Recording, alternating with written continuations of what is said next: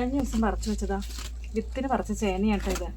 അന്ന് നല്ല മഴയായതുകൊണ്ട് ഒന്നും കാണിച്ചില്ല. അതാ ഇന്നൊക്കെ നല്ല ഒരു ചെറിയ ഇളം വെയിലുണ്ട്. അപ്പോൾ ഈ വെയിലത്തൊന്നൊക്കെ വെച്ച് ഞാൻ ഒന്ന് ജസ്റ്റ് ഒന്ന് ഉണക്കി. ഇനി ഇതിൻ്റെ മണ്ണൊക്കെ ഒന്ന് കുത്തിക്കളയണം. ഞാൻ ഈ ചകിരിയുടെ ഇതും കൊണ്ട് മണ്ണൊക്കെ ഒന്ന് കുത്തിക്കളയും.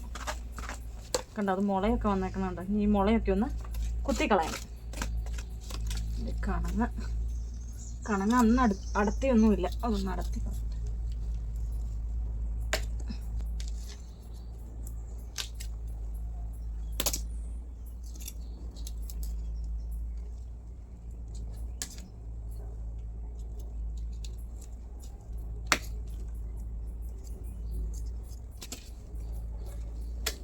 കണ്ടോ, ഇതെല്ലാം ചേനക്കണങ്ങുകളാണ്. ഇങ്ങനത്തെ വലിയ കണങ്ങുണ്ടെങ്കിൽ നമുക്ക് പുഴുങ്ങി തിന്നുകയൊക്കെ ചെയ്യാം. ഇത് കറിക്കൊക്കെ എടുക്കാം, സാമ്പാറിലോ അങ്ങനെയൊക്കെ.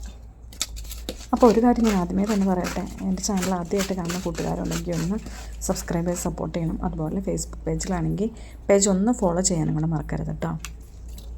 അതുപോലെ ഓരോ വീഡിയോസും കാണുമ്പോൾ നിങ്ങൾക്ക് ഇഷ്ടപ്പെടുകയൊക്കെ ആണെങ്കിൽ ഒന്ന് ഓരോ ലൈക്ക് ഇടാനും അതുപോലെ നിങ്ങളുടെ അഭിപ്രായങ്ങളൊന്ന് കമൻസിൽ ഇടുകയൊക്കെ ചെയ്യുമ്പോൾ നമുക്കതൊരു എൻകറേജ്മെൻ്റ് ആണ് കേട്ടോ, ഓരോ ലൈക്കും ഓരോ കമൻസും. ചകിരിക്ക് ഇങ്ങനെ കാണിക്കുമ്പോൾ അതിൻ്റെ വേരൊക്കെ അങ്ങ് പൊക്കോളും. മണ്ണൊക്കെ കളഞ്ഞൊന്ന് ഒരുക്കിയെടുക്കാം. എനിക്ക് ഭയങ്കര സന്തോഷമായിട്ടോ, അങ്ങനെ ചേനയൊന്നും നട്ട് പറിച്ചിട്ടില്ലായിരുന്നു. അപ്പോൾ ഇത് ഇത്ര വിളവൊക്കെ കിട്ടിയപ്പോൾ ഭയങ്കര സന്തോഷം. ഇനി അടുത്ത കൊല്ലത്തേക്കുള്ള വിത്തുമായല്ലോ. ഇതൊരു 3-4 കുഴിക്കുള്ളത് ഉണ്ട് താനും. അതുകൊണ്ടാണ് ഞാനെൻ്റെ മിക്ക വീഡിയോയിലും പറയണം, ഇങ്ങനെ അടുക്കളത്തോട്ടമൊന്നും ഇല്ലാത്ത കൂട്ടുകാർ ഒരു 2 ചീനിയോ അതുപോലെ ഒരു കോവലോ പാവലോ പടവലോ അങ്ങനെ എന്തെങ്കിലുമൊക്കെ, പയറോ ബീൻസോ അങ്ങനെ എന്തെങ്കിലും ഒന്ന് നട്ട് പിടിപ്പിച്ച് ഒരു തവണയൊന്നും ഉണ്ടായി വന്നാൽ പിന്നെ നമുക്ക് ഭയങ്കര ഇൻട്രസ്റ്റ് ആയിരിക്കും. ഞാൻ ഈ പറഞ്ഞ പോലെ തന്നെ ഞാൻ നേരത്തെ മണ്ണിപ്പണിയോ അങ്ങനെ ഒന്നും ഇല്ലാത്ത ഒരാളായിരുന്നു.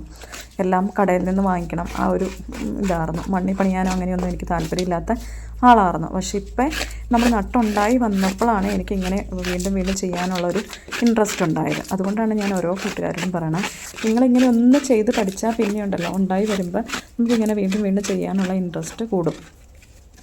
ഇതിൻ്റെ കണ്ണ് കുത്തിക്കളാണ്, എന്നാലാണ് ഈ ഇവിടുത്തെ നടുക്കത്തെ മുളയങ്ങ് കുത്തിക്കളഞ്ഞാലാണ് നമുക്ക് സൈഡിന് ഇങ്ങനെ. ഇത്ര വലിയ ചേനയല്ലേ, അല്ലെങ്കിൽ ഒരു കുഴിക്കല്ലേ കിട്ടുള്ളൂ.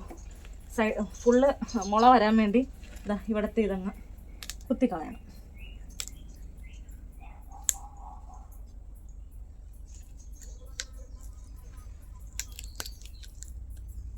അതങ്ങ് കുത്തിക്കളഞ്ഞോട്ടെ. ഞാൻ അത് ഏകദേശം ഒരുക്കി എടുത്തിട്ടുണ്ട്.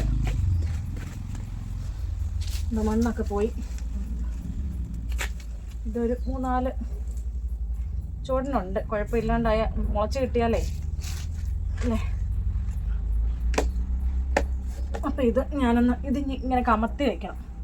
മുളയൊക്കെ മഴ നനയരുത്, മഴ നനഞ്ഞാൽ ഇത് ചീത്തയായി പോകും കേട്ടോ. മഴ നനയ്ക്കാണ്ട് എവിടെയെങ്കിലും കമത്തി വെക്കണം, അന്നേരം ഇതിന് മുള ഉണ്ടായിക്കോളും. എന്നിട്ട് നമ്മൾ ആ മുള നോക്കി മുറിച്ച് നടുവ ചെയ്യണം. അപ്പം ഞാൻ ഇതൊന്ന് അവിടെ മഴ നനയാണ്ടൊന്ന് എടുത്ത് വയ്ക്കണം. ഈശോ.